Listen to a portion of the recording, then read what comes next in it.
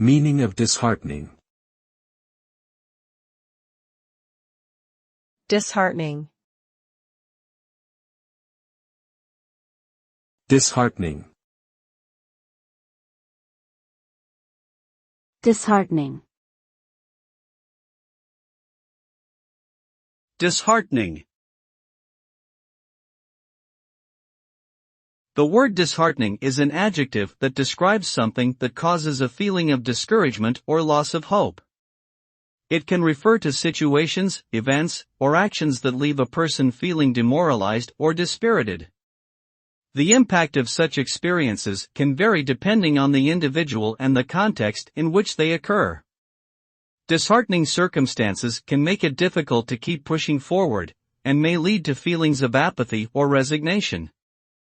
Overall, anything that is described as disheartening is likely to be viewed in a negative light and seen as a setback or obstacle to progress.